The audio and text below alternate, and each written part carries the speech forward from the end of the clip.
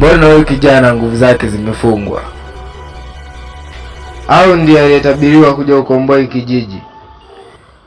Ngoja nimtibu kwanza. Akishapona tajua namna gani ya kumwelekeza ili aweze kufungua nguvu zake.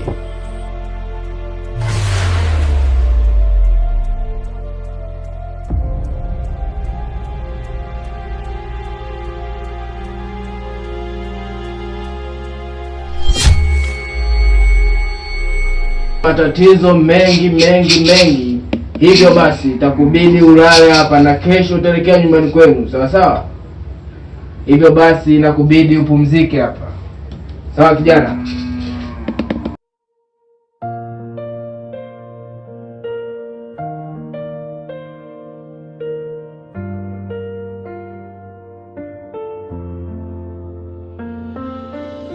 Kijiji chetu kimepoteza nuru, giza limesama, hakuna uhuru. Mambo Irene, mbona kila siku ni mimi na wewe tu? Na kuangalia kiasi kikubwa sana utaki kujali hisia zangu. Shida nini mama? Kwa sasa naomba nipe muda kidogo. Kufikia lini mpango wangu nitakuwa nimeupata? Nimekwambia nipe muda kwanza.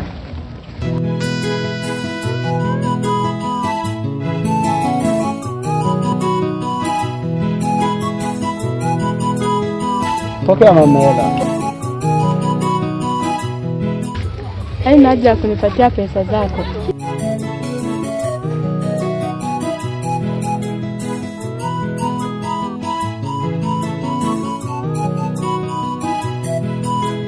Usna.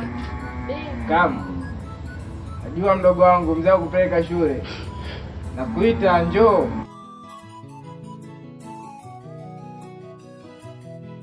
Nachotakiwa ufanye sasa hivi mdogo wangu ni kumwangalia mgonjwa wako ulokuja naye.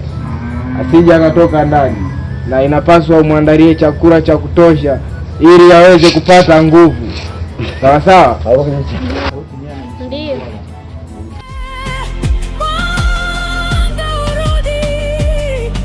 Kijiji kipone, majani yamekauka, mito imekoma, kijiji kinapiga kelele, lakini sauti ni moja. Mkombozi, tunakuomba sasa.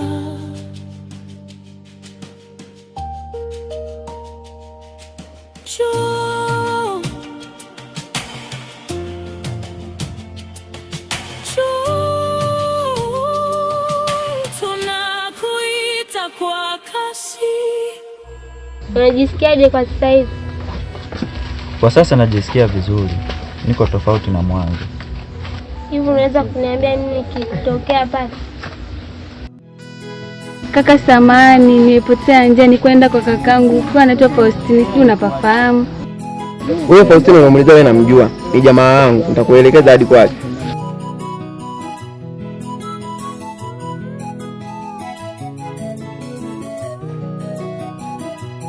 Basi hapa kakangu nashukuru, maana nilikuwa nimepotea njia nikajua hivi kumbe hivi, basi nashukuru.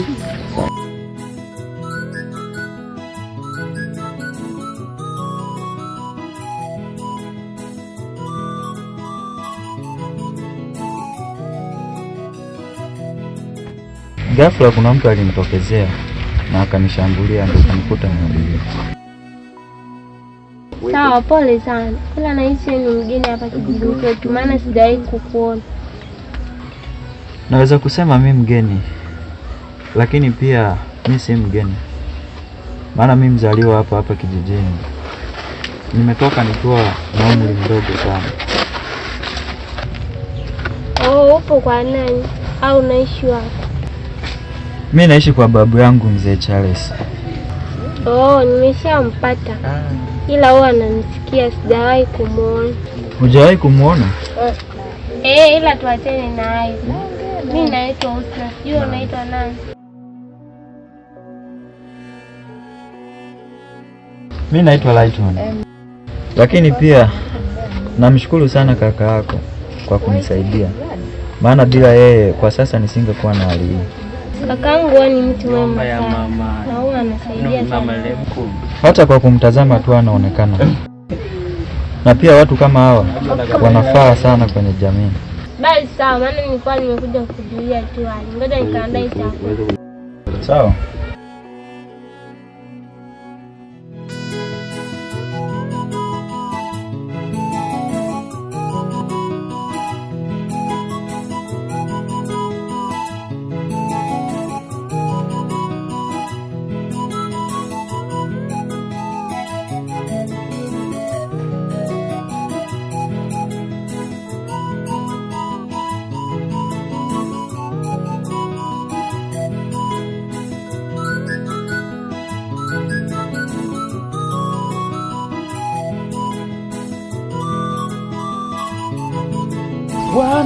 Adi.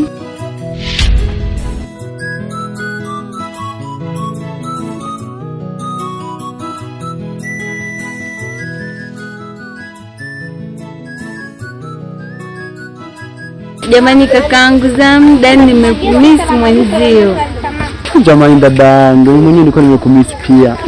Yaani siamini kama ni wewe umekuja kunitembelea leo. Dadangu, inaonekana umechoka sana.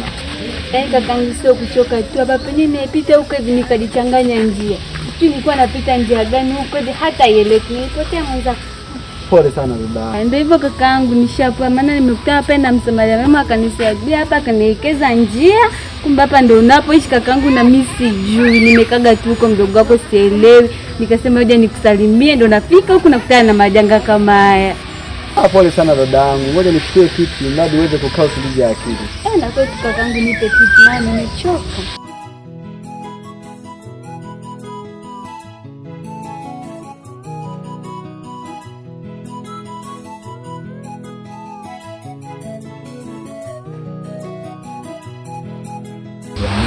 Kakaangu hapo alipo na kuona na pete mkononi ushaani na usemi yani hauniambia hata mimi sitako hapa. Hamna mdogo wangu sijaoa. Harakati tunaelewa tu. Na hiyo pete ya nini? Si fashion tu mdogo wangu hizi. Fashion.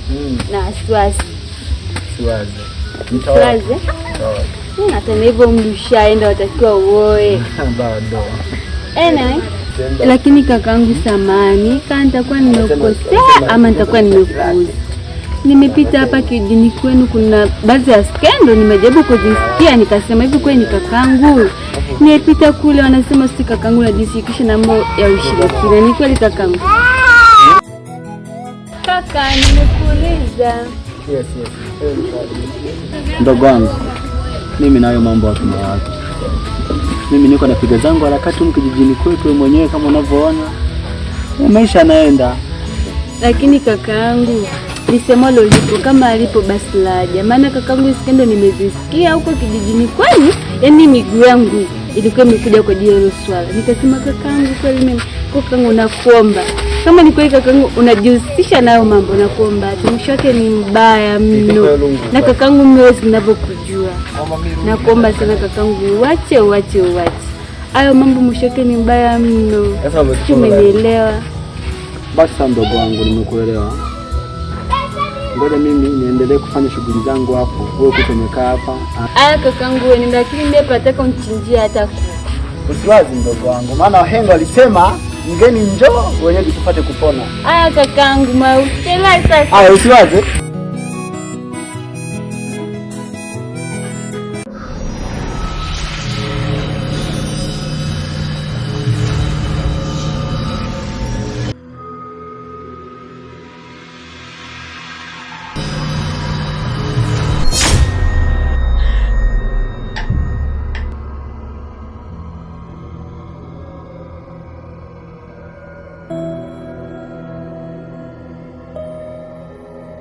Dada sitaki kufuatilia.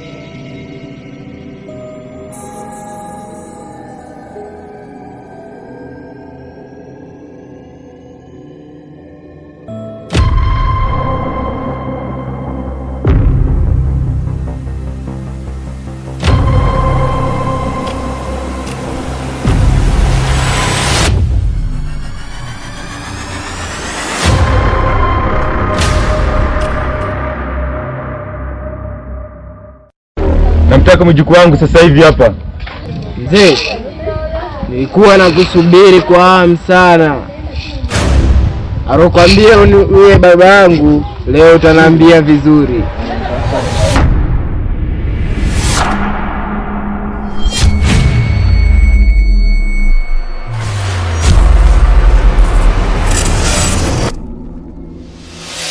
Babu! Babu, kumbe mambo yote yanayoendelea hapa kijijini wewe ndio unayafanya? Hapana mjukuu wangu. Mjukuu wangu.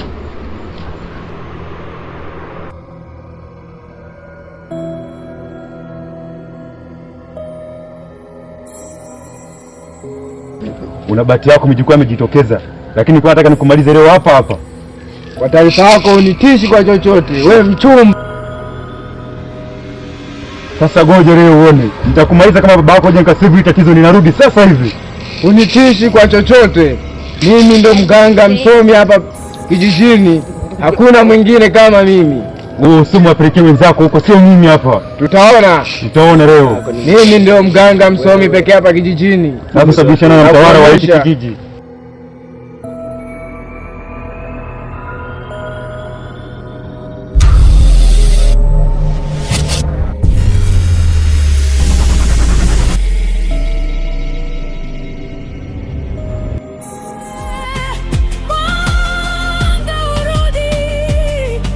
Kijiji kipone, majani yamekauka, mito imekoma, kijiji kinapiga kelele, lakini sauti ni moja. Mkombozi, tunakuomba sasa. Mjukuu wangu, usinifikirie vibaya. Babu, nataka kujua ni kitu gani unachokifanya? Babu, wewe ni mchawi? Hapana mjukuu wangu, mimi sio mchawi. Pale nilikuja tu kukulizia, lakini mimi sio mchawi. Babu, kama wewe sio mchawi, na pia ulikuwa unataka kufanya nini? Mjukuu wangu, mimi sio mchawi, naomba unielewe.